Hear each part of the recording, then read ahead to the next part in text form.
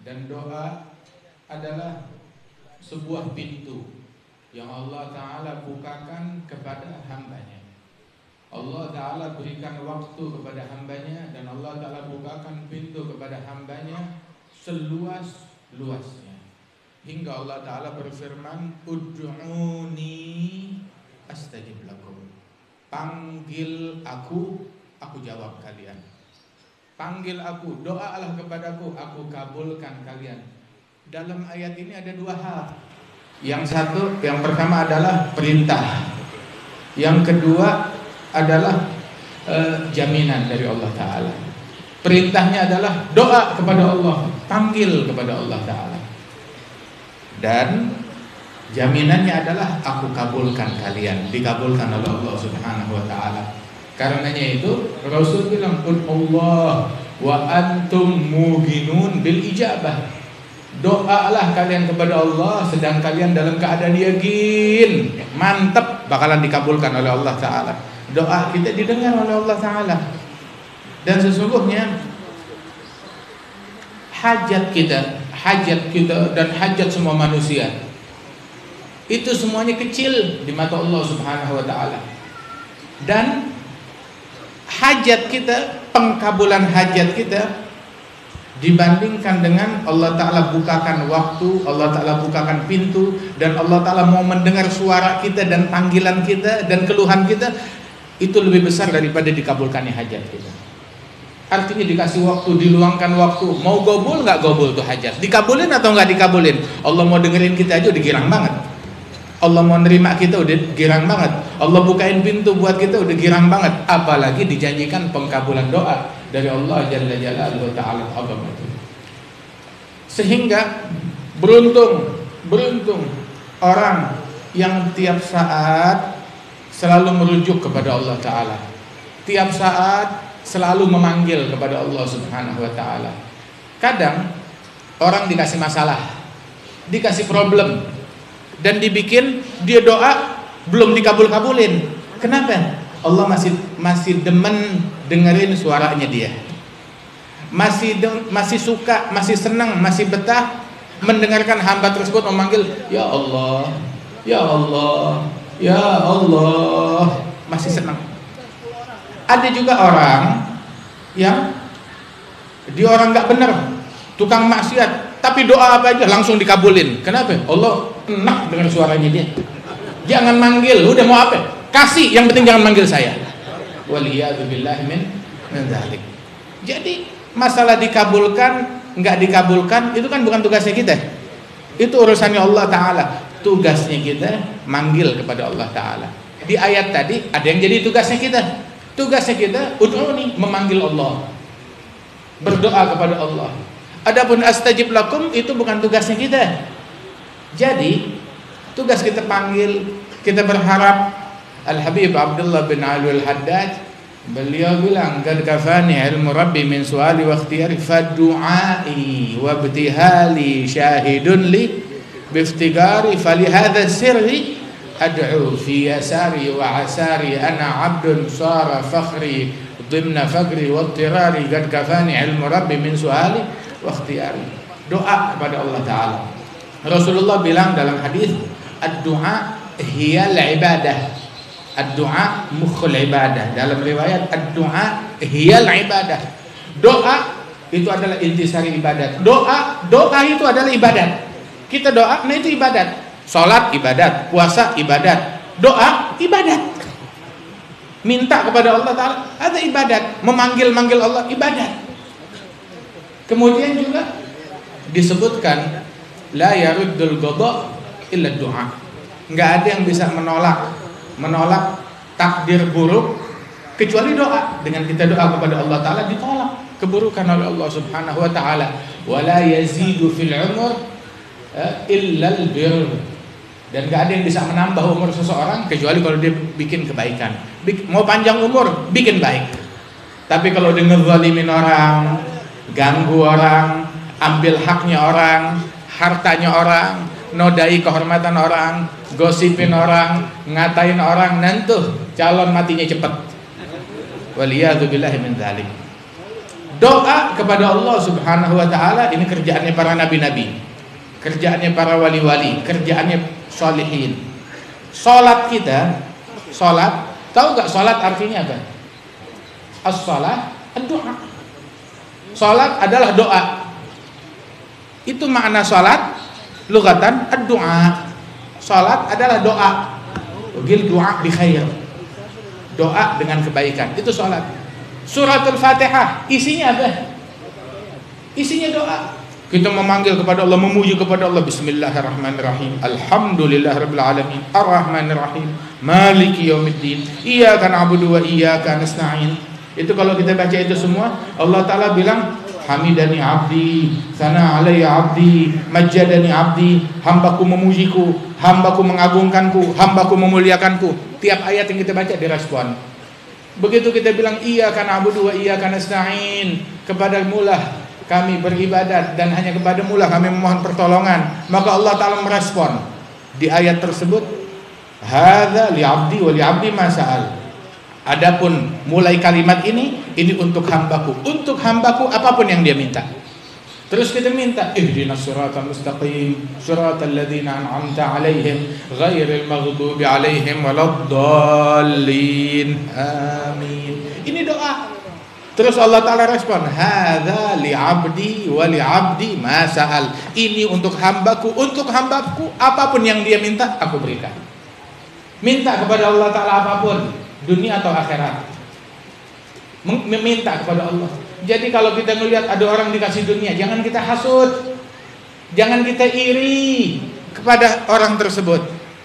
Mau kayak dia, siapa yang ngasih dia? Allah. Minta kepada Allah. Jangan kita iri akan nikmat yang Allah Ta'ala berikan kepada orang lain, membuat kita terharamkan dari nikmat-nikmat Allah, dan membuat kita terharamkan dari nikmat kita yang sudah ada, nikmat yang sudah kita rasakan, kita terharamkan dari untuk menikmatinya. Orang kalau udah iri, dia nggak bisa menikmati nasi uduk yang lagi dia telan, ya kan? Orang kalau udah iri, ngelihat daging di piringnya tetangga, begitu, ikan di piring dia, oh, dia ngudumal. Yang ada dia rasakan tuh ikan cuma durinya doang. Sibuk ngeliatin daging di piringnya orang, ikan di piring sendiri digondol kucing akhirnya. Nggak bakalan bisa menikmati hidup. Dan orang yang hasud, yang iri, nggak bakal bisa memimpin, bakalan celaka, bakalan rugi. Tapi kalau kita mau dunia, minta sama Allah, mau akhirat, minta kepada Allah Ta'ala. Ada satu ulama, dia lagi duduk di Ka'bah, depan Ka'bah, dihampiri oleh khalifah, oleh Amirul Mukminin, datang menghampiri dia. Itu Amirul Mukminin takjub melihat orang tersebut. Dia datang kepada sahabat itu, sahabat Rasulullah. Dia datang bilang, ya Syekh, wahai guru, kata khalifah, kata Amirul Mukminin kepada ini orang, saya presiden. Tahu. Kemudian, kamu punya hajat gak? Saya siap memenuhi hajat kamu. Dipaksa sampai tuh sahabat itu nengok, dia bilang, wahai Amirul Mukminin, Pak Presiden, saya ini lagi di rumahnya Allah. Saya malu untuk minta kepada selain Allah. Dengar begitu itu Amir, oh iya benar-benar, oh iya udah dia mundur, nggak mau minta kepada selain Allah. Ditungguin sampai keluar. Begitu keluar dari Masjidil Haram, dicegat lagi sama presiden. Stop, sekarang udah di luar masjid. Punya hajat, saya siap penuhi. Maka sahabat itu bertanya, kamu bisa menuhin hajat dunia atau hajat akhirat? Kalau hajat akhirat, wah saya nggak bisa hajat akhirat. Emang presiden bisa nolong kita dalam kubur? Tolong jawabin pertanyaan mungkar wa nakir. Jawabin. Menteri, gubernur, pejabat, jawabin. Yang kita bela mati-matian bisa nolong kita dalam kubur? Gara-gara dia kita ngegosip, ghibah, terus bisa nolong kita dalam kubur? Bisa dia menangkis azabnya malaikat? Nggak bisa. Bisa dia menggantikan tempat kita di neraka? Nggak bisa. Terus ngapain kita bikin maksiat gara-gara dia? Lagian juga kalau kita tahu gak, orang paling bodoh di dunia adalah orang yang demi dunianya dia korbankan akhirat. Demi jabatan, demi tahta, demi harta, dia korbanin sholat, dia korbanin takbiratul ihram, dia tinggalin sholat jamaah, dia tinggalin majelis. Ini orang paling bodoh di dunia. Tapi yang 1000 kali lebih bodoh, tahu siapa? Yang demi dunianya orang lain, dia yang korban akhirat. Dia yang korbanin surga, dia korbanin kedudukan di sisi Allah, dia korbanin sholat jamaah, dia korbanin kebersihan hati. Demi siapa? Demi dunianya orang lain. Yang dapat jabatan siapa? Orang. Nah, kenapa lu yang berantem? Yang dapat jabatan siapa? Fulan. Nah, kenapa ente yang saling mendengki? Kenapa ente yang ngotorin hati? Kenapa lu yang jadi tumbalnya di neraka? Dia yang naik jabatan, misanan kamu? Bukan. Kakak kamu? Bukan. Bapak? Bukan. Adik? Bukan. Dia kenal kamu? Kagak. Kalau ketemu di jalan ente disapa gak? Enggak. Nah, terus kenapa lu mampus gara-gara dia? Ini orang yang paling bodoh di dunia. Waliyadzubillah min dzalik. Nah, itu karenanya itu ketahuilah bahwasanya itu enggak, ini orang ditanya hajat dunia apa hajat akhirat. Bilang kalau hajat akhirat, kata presiden, saya nggak bisa nolong kamu. Hajat akhirat saya nggak bisa nolong kamu. Alhamdulillah, pejabat zaman dulu masih tahu diri. Nggak kayak orang yang cari kursi zaman sekarang. Saya yang menggantikan kamu di neraka. Saya yang nyelamatin kamu. Urusan mungkar wanakir, gua yang handle. Kenapa teman mainnya waktu kecil, teman main gundu? Waliyadzubillah min dzalik. Kalau yang dulu, pejabat zaman dulu masih tahu diri, akhirat saya nggak bisa tolong apa-apa. Kalau dunia saya punya. Jadi hajat dunia, maka si sahabat itu bilang, kalau hajat dunia, maaf ya, kalau hajat dunia, saya nggak pernah minta dunia dari pemiliknya, apalagi dari yang bukan pemiliknya. Lu cuma dipinjemin doang. Yang punya Allah. Saya nggak pernah minta dunia kepada Allah, terus saya suruh minta dunia kepada kamu. Ya sorry deh, maafin deh. Masya Allah. Hakada. Mereka adalah orang yang menumpukan hajatnya kepada Allah Subhanahu wa Ta'ala. Beruntung orang yang dalam segala hal baliknya kepada Allah Ta'ala. Ditimpa musibah, baliknya ke Allah. Ditimpa banjir, baliknya ke Allah. Ditimpa apa lagi namanya, penyakit, merujuknya kepada Allah Subhanahu wa Ta'ala. Memang dibikin itu bala, musibah, bencana dan urusan duniawi biar kita balik kepada Allah Ta'ala. Kalau ujung-ujungnya kita masih balik ke manusia juga, nah nggak kelar-kelar itu musibah. Seandainya orang ditimpa musibah segera balik kepada Allah Ta'ala, selesai itu urusan. Tapi masalahnya kita salah jalan, salah pintu. Kita nungguin buah duren di bawah tiang listrik.